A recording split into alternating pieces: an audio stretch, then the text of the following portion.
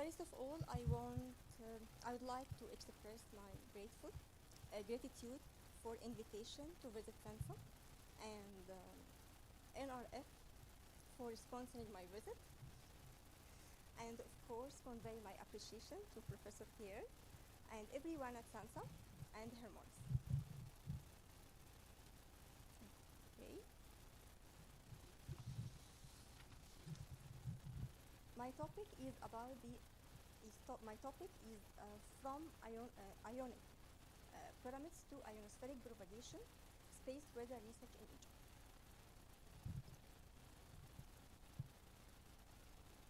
This is the outline. Okay.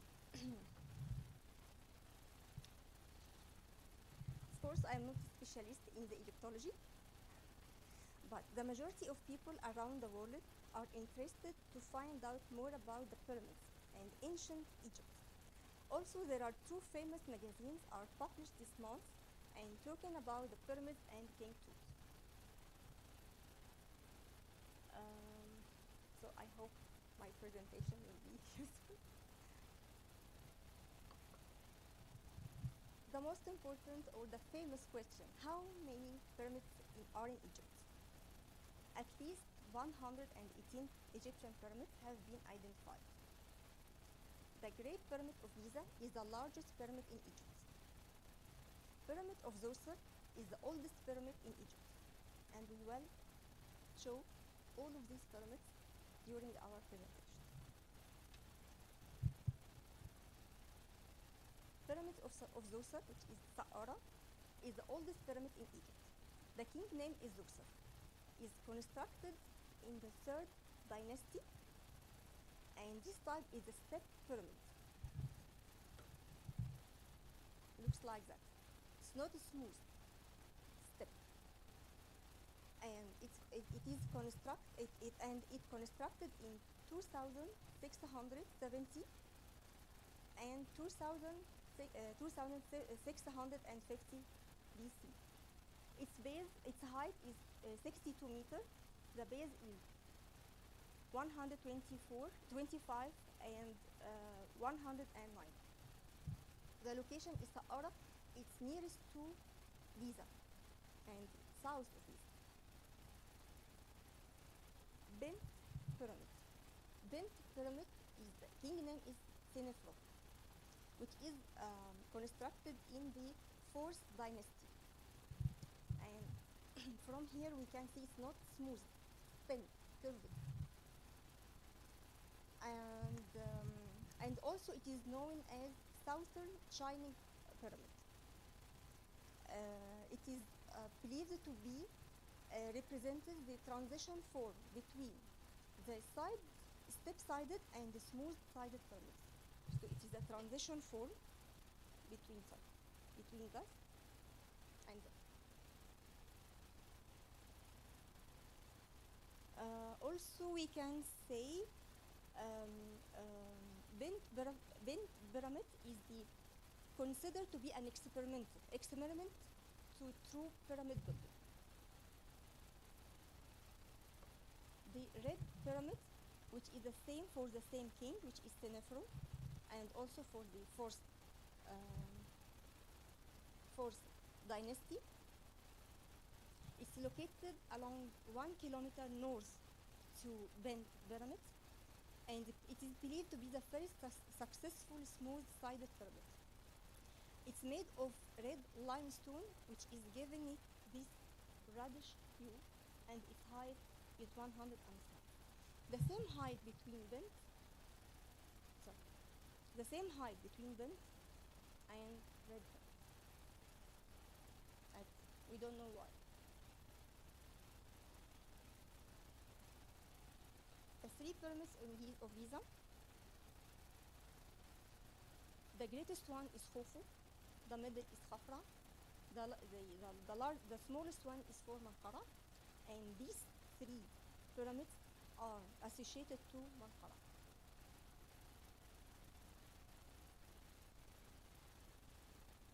Okay. There are some mysteries of the pyramids of Giza. The first point, which is the pyramids of Giza and Orion belts. As known for the Orion belt, there are here is three stars in the belt of Orion, and if we superimpose and find the projection of these three pyramids over the Earth, it will be coincident over the three pyramids with the same distance and the same alignment and the same angle. Looks like that. First, second, third, the same alignment, which is in this not straight line, curved with line with its angle here, and the distance between them. The Great Pyramid, which is for the king name is Khufu, is constructed 4,500 years ago. It's a high. There is no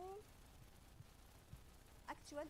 There are two stories about its height. One of them is 147, and the other one is 149.4. The second one is strange because if we multiply this value by million, it will give us the distance between the Earth and the Sun, which is 1 astronomical unit. But there are two numbers, so we couldn't give the actual or give an exact and sure this value is correct or not. But I found this value in many references, so I added the value, and we can search for this point. It's made up 2.3 million of stone blocks. Great Pyramid and pi. We found the ratio of the Great Pyramid parameter to its height is approximately 2 pi, which is known as tau. Another thing is the Great Pyramid and the speed of light. As known, the speed of light is this value in meter. And when we are find the coordinate of the Great Pyramid, it will be the same number. Of course, there are a lot of points and a lot of things and a lot of mysteries and a lot of questions, but I couldn't. Of course, I am not Egyptology, so I am just mentioned the famous points about the Great Pyramid and the Egypt and the pyramid in Egypt. And now time is flying, and now we are here to speak about the first Space Weather Center in Egypt. Its name is the Space Weather Monitoring Center, and we will abbreviate it, give its abbreviation is SWAMEC to be easy. And here, of course, we need to mention and show the distance between Egypt and South Africa, which is a very long distance. And the purpose of this map to show the SWAMEC is in Cairo, which is the location of Cairo. Space weather. What is the space weather? Space weather is referred to condition on the sun and in the space environment that can influence the performance and reliability of the spaceborne and ground-based technological system, and they can endanger human life or health. The studying of the space weather is important to our national economy because the solar energetic particles and magnetic storm, which is caused by the coronal mass ejection, can affect to our technology and of course affect our economy. To monitor the space weather, this figure is showing the top one, sun and the solar wind and the magnetosphere of the Earth and the magnetic field line around the Earth. So all of these elements are studying to understand the space weather. So, by the way, from this, the definition of the space weather, so we have to know about the sun and the magnetosphere and the magnetic field lines and of course the ionosphere. We are established these these 5 groups: solar physics, geomagnetism, ionosphere, cosmic ray, and this is the application. Objectives of SWAMEC.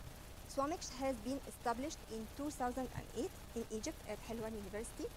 The main objectives of SWAMEC is establishing an early warning system against destructive geomagnetic storms to predict the Egyptian satellites and navigation system. First point.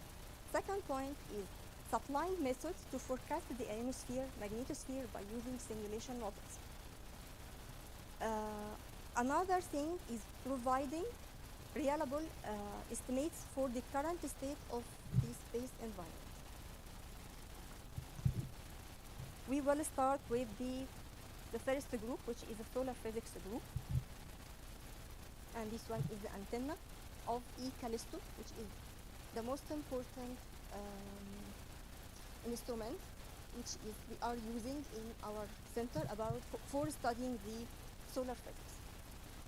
Callisto is a network of solar spectrometer that measures radio frequencies of emission from the sun, and it is very useful instrument in space weather monitoring because the frequencies of the solar emission and how frequently change over time and can be used to estimate the intensity and the velocity of the solar flares.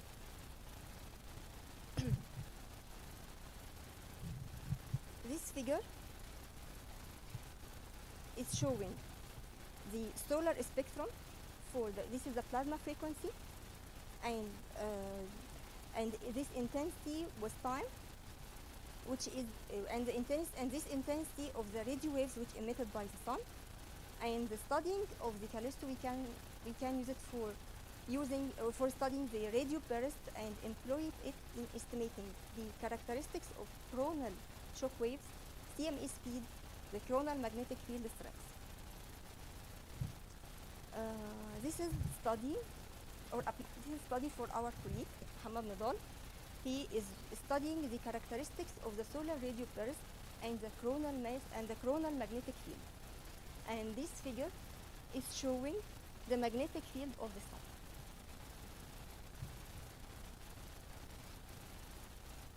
Geomagnetism group, which is a second group.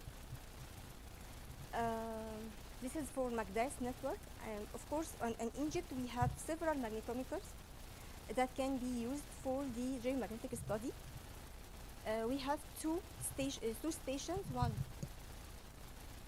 in Aswan and one in Fayoum, and of course Hermolis have also one MACDAS station. And MACDAS magnetometer in Egypt is of course a part of MACDAS network, and the data resolution is in milliseconds.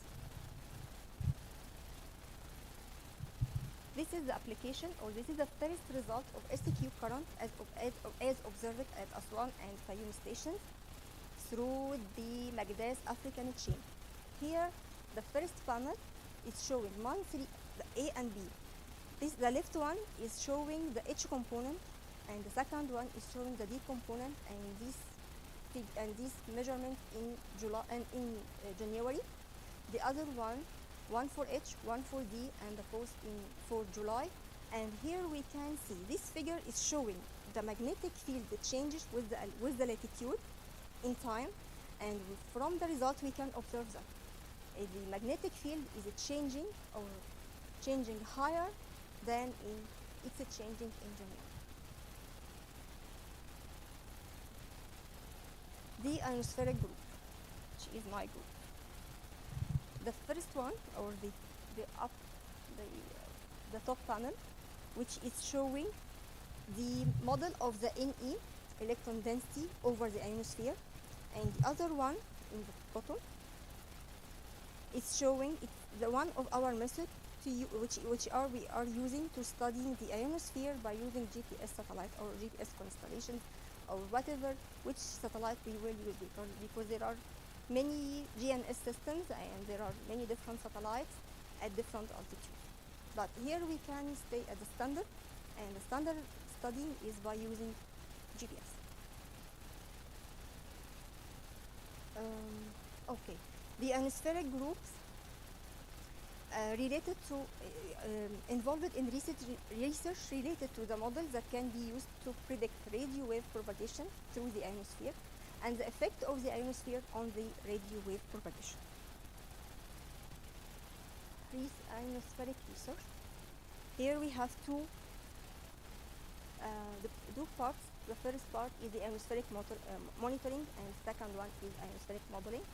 Here we have a researcher working on scintillation detection, TID monitoring, gravity wave signature, tropospheric delay, and the group for the modeling using the IRI with the latest two versions, 2016 and 2020 model, NICWEC model, NTCM, and CITPE model.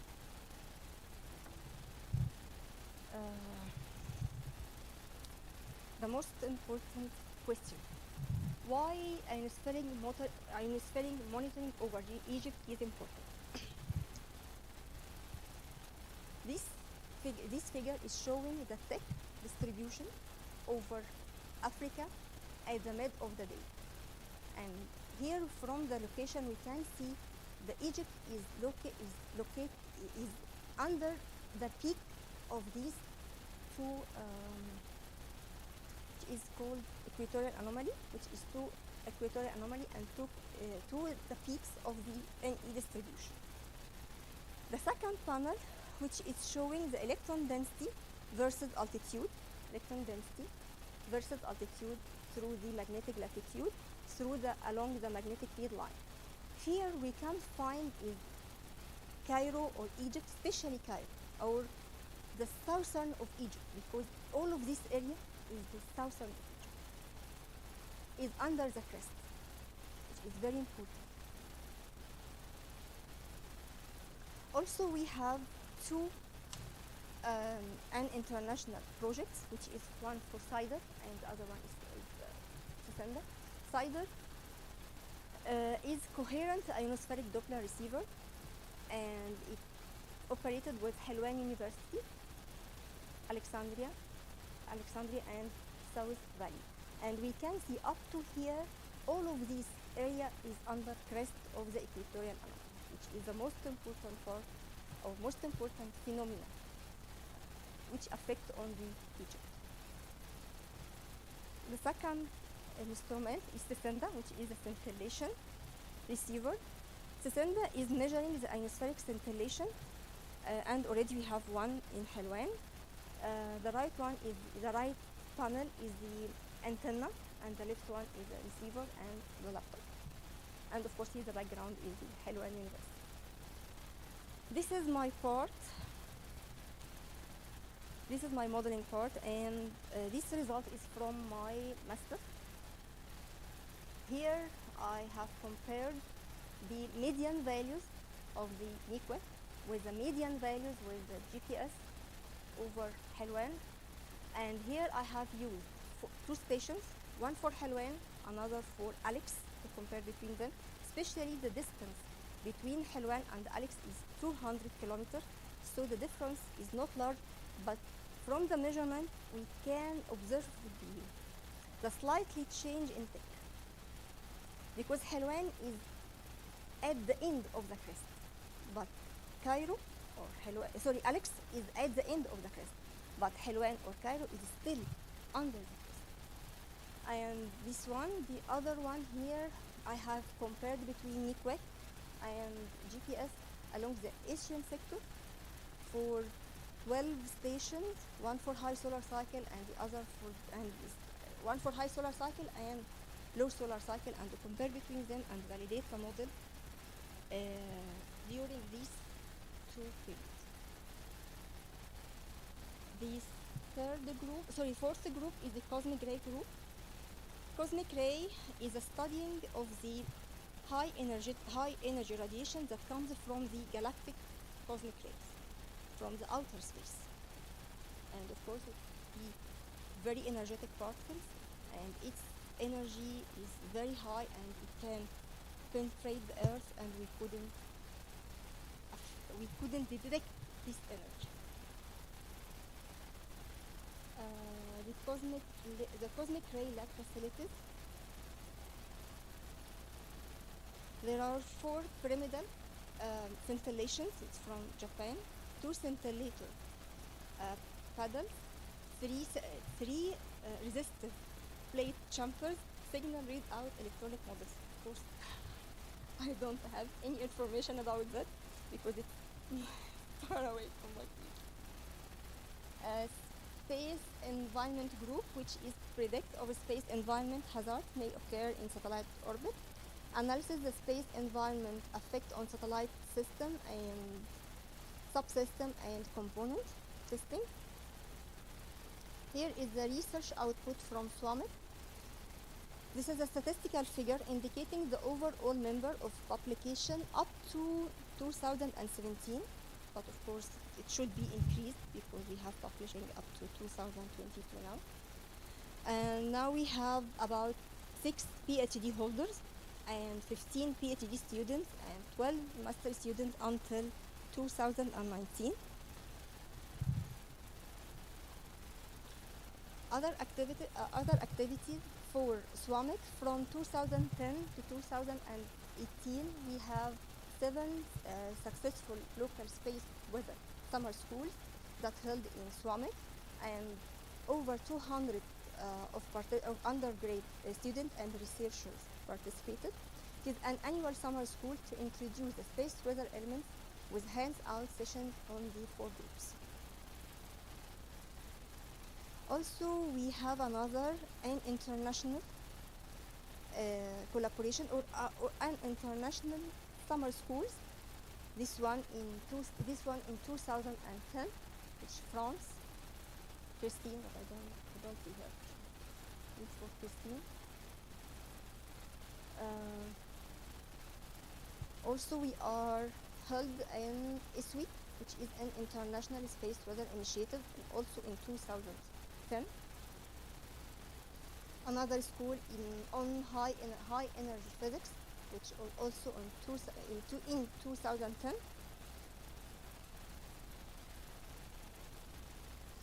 And we are collaborated with the DLR for an international space weather school, which is in September 2015. And this is the school. This is the researcher. And Claudia. I think her name is Claudia.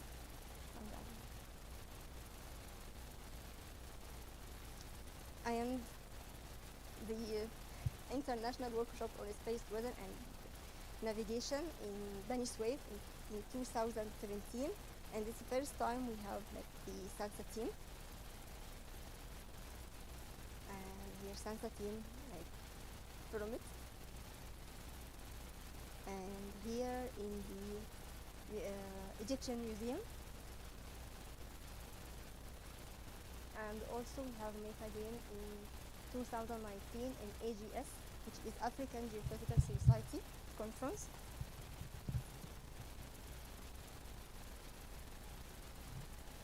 This is my work. Okay, my work. In my PhD, we have, with me and the author and my supervisor, establishing prediction models based on machine learning techniques. The most important part here, we are using the neural network. We have used the DOI, hour, latitude, longitude, DST index, and F, which is the inputs, F10.7, and we have used the proton fluxes at different energies.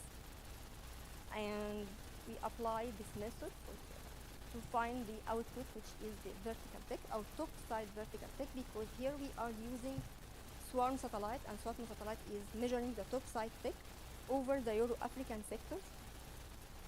And our method and our model gives very good measurements compared with the IRI, which is the trusted, or you can say it's the trusted model, IRI. Also, we have working on the prediction of the tick over northern anomaly crest in Egypt, and also we have and now we are working on the prediction of the atmospheric parameter by using neural network. This is my publication with my co-authors, of course. This is from my master. Comparison between the NEQUAKE model and vertical tick over Egypt, and this is for published during my PhD. This is method is these two papers for the improvement of the IRI model by using different instruments. Here SWARM and ISR, here Cosmic ISR, and I don't remember what are the degrees for SWARM. Cosmic and ISR. And this is the paper of machine learning approach for total electron content over the northern anomaly crest region, and this paper is under review now. This is the most important one. This is my recent collaboration with SANSA, which I working with Professor Pierre about improve the NIQUEC, and this paper is under review now. Here, the red line is the ionosonde, as measured from Hermonos in St. Patrick 2015. And if we are comparing this profile with the, don't have the original one. The original one, it will be, looks like that. Underestimate the profile. So after applying our method, which is improved, which is working to improve the profile, we have the dashed black one, which is coincident over the ionosonde profile. And this paper is under review now, and we are waiting for the be published. And thank you so much for your attention. And this is my contact. And if you want to contact me, this is my email. Thank you.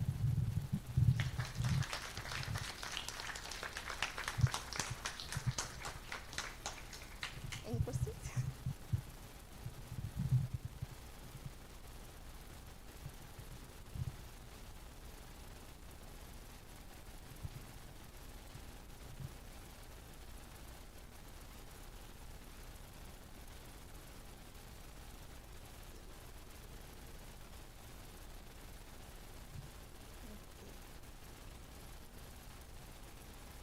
Which one?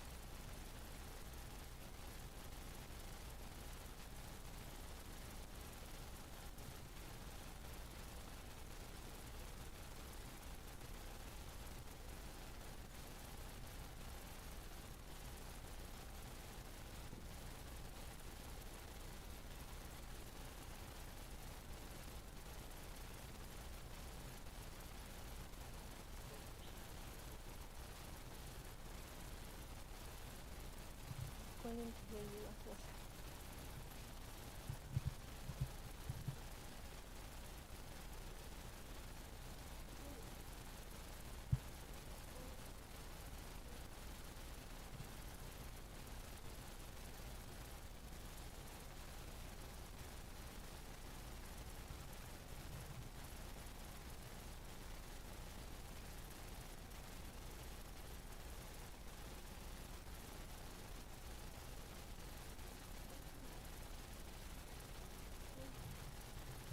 We are working now on the other parameters. This paper it's not submitted, and we are working with Nidal in Bulgaria. Yes. Nidal is a specialist in the neural network, and he is trying to find a way to find a physical, or not physical, I couldn't say physical, reason or physics behind it. So we are using another parameters. I couldn't say, of course, it's the light which we are using, but for certain satellites, different parameters, and finding which parameter we will use, because sometimes we are changing the parameters, and sometimes we are changing the nodes, sometimes we are changing the number of hidden layers. And we are working on this part now, and we are working 1 year.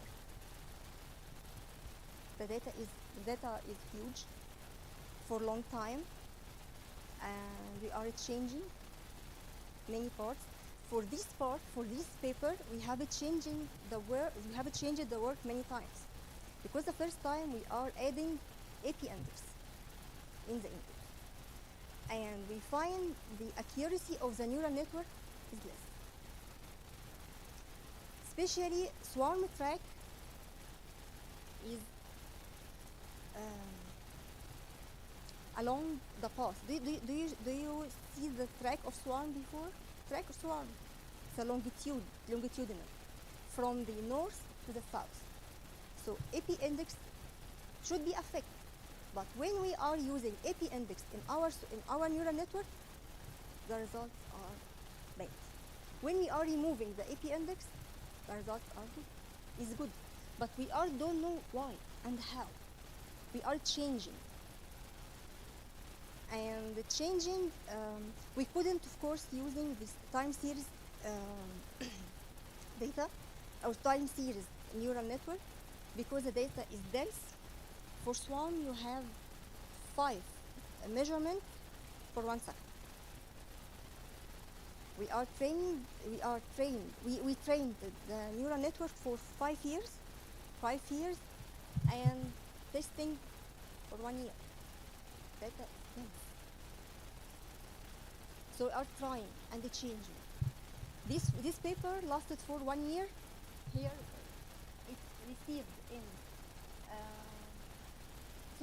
It lasted for 6 months for the revision and the changing. And before it changing, we are using many parameters to find the best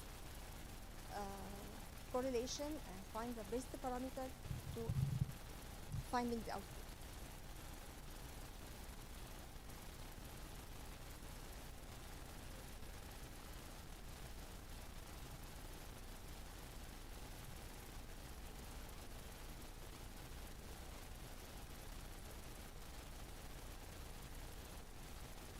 Okay, I'll tell you something.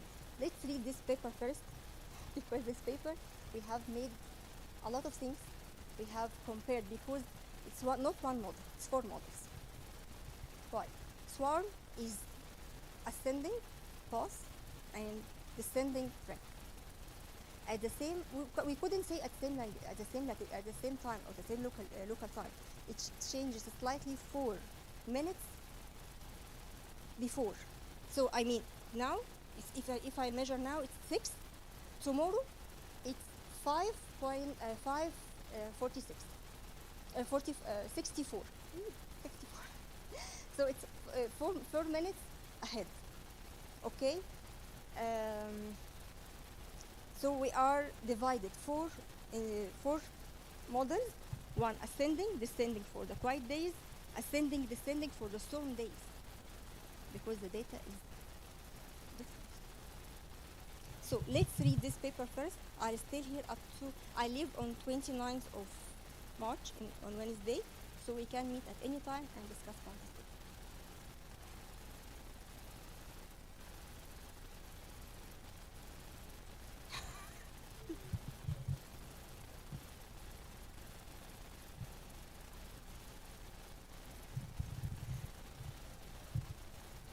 Yeah.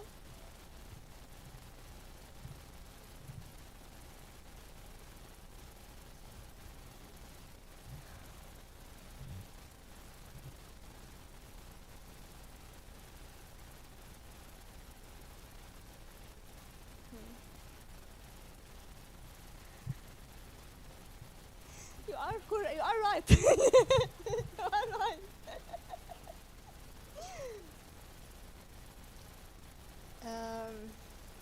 We are trying. There are there are many institutes, especially the NARS. It have a chain of the magnetometers. This data is not accessible, so we have to ask them to give us our data. There are another magnetometer in Alexandria, in EJOST. At EJOST is Sierra Lab. At Ayman is the supervisor in EJOST now, and he is the coordinator of this lab. And I think I don't know when the magnetometer in Alexandria has been established, but for the others we have a chain of the magnetometer. I think around in I don't know where the location, but I can ask the professor, which is Tariq. I can ask him about the map of the magnetometers, which it may be in the south of Egypt. Really, I don't know, but I can ask him. Okay.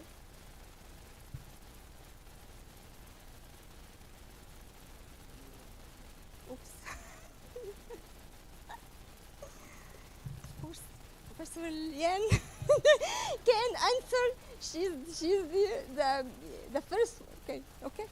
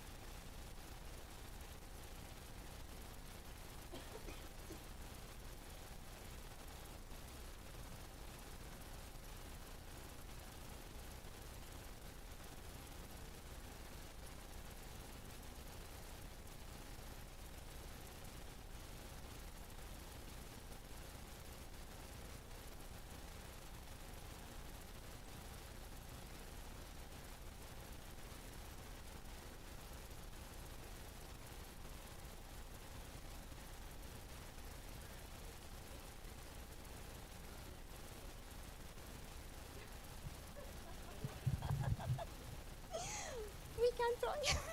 We can try.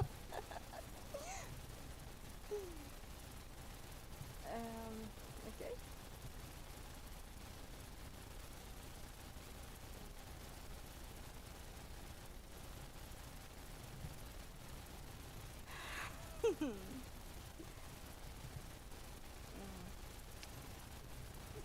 course.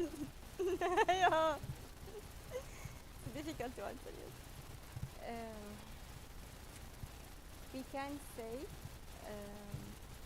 for sure the pyramids now is the closed area, and for studying the space weather by using pyramids. How? No.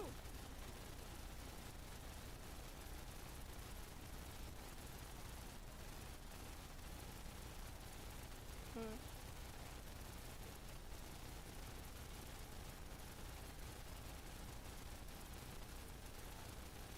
Of course, of course.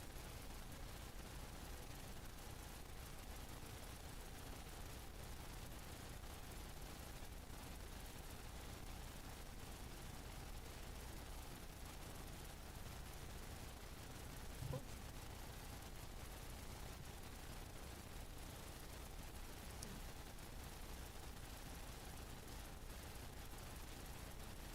Yeah.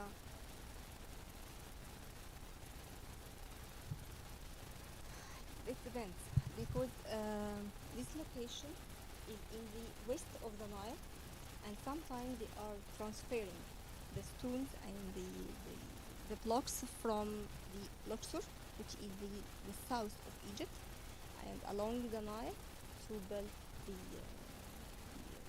the pyramids.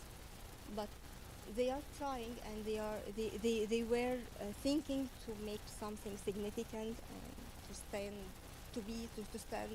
along the centuries and to stand and explain about themselves.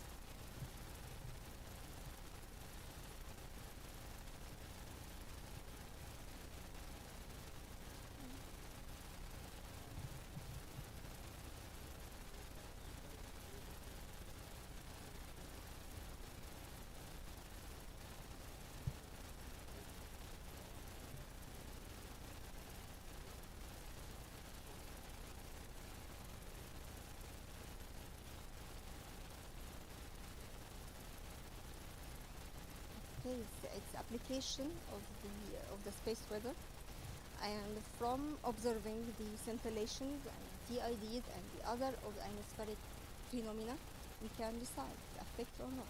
Especially the scintillation. Especially scintillation is the most important application for the atmospheric irregularities and affect, of course, on the space weather.